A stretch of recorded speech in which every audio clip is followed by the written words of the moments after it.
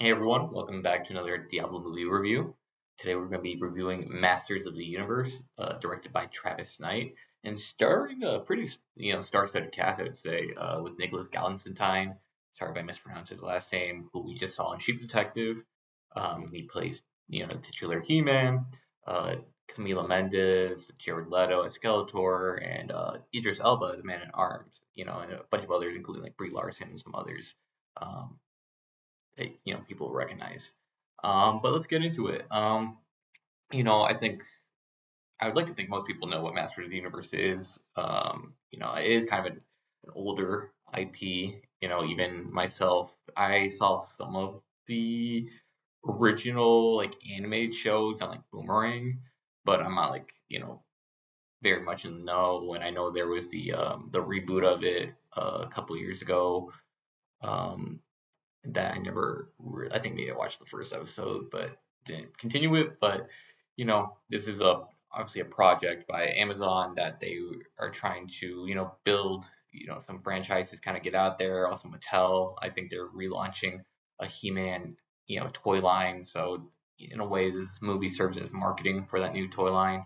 Um, but they put some money behind it. I think it was like $170 million to make this movie, so definitely was not cheap.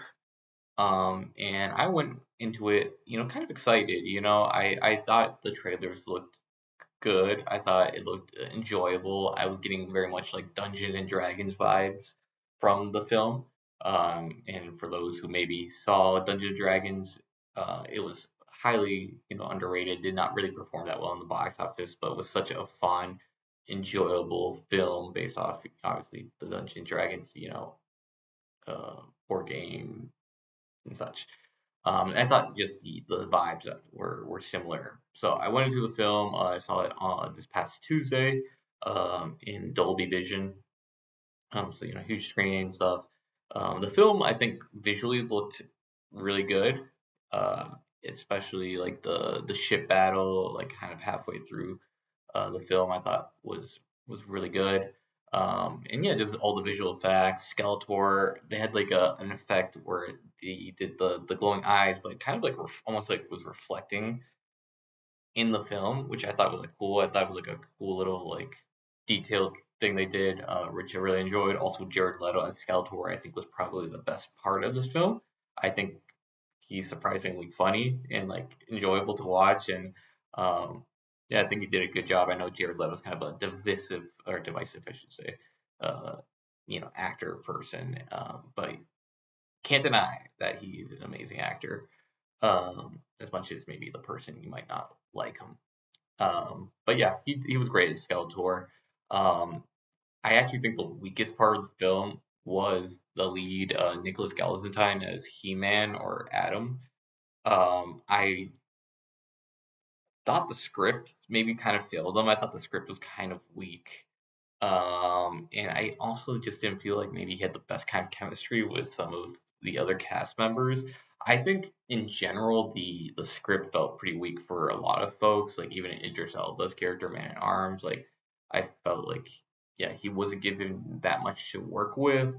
I think of like maybe the supporting actors besides obviously Jared Leto as Skeletor. I think Camila Mendes was probably the best.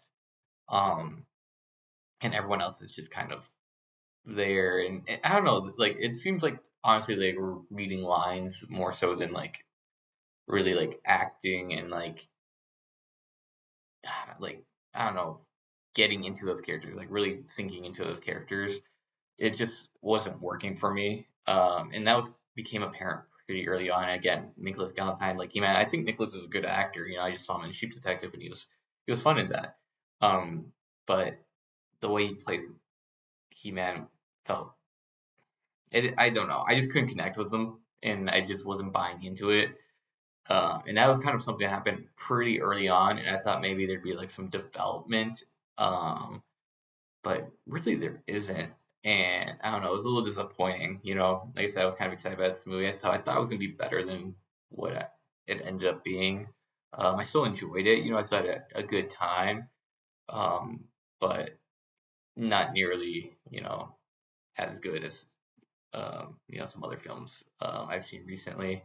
I would still recommend if you have time and you have like some kids, go take them and watch it. I think it's still like a good time. I think kids will enjoy it. It's not by any means a bad film. I think it's better than something like recently Mandalorian Grogu, but yeah, I it I just feel like it fell a little short of expectations, and maybe that's on me for setting expectations. Um, setting them higher. But yeah, I think out of like 5 stars, it probably is a solid 2.5. Solid, just okay film. Not something that I personally would probably go rewatch in theaters, but if it came on, TV while I'm scrolling, I'd probably honestly stick on the channel and just watch it through. But yeah, Masters of the Universe. Go check it out for yourself and let me know what you think. Have a good one, guys.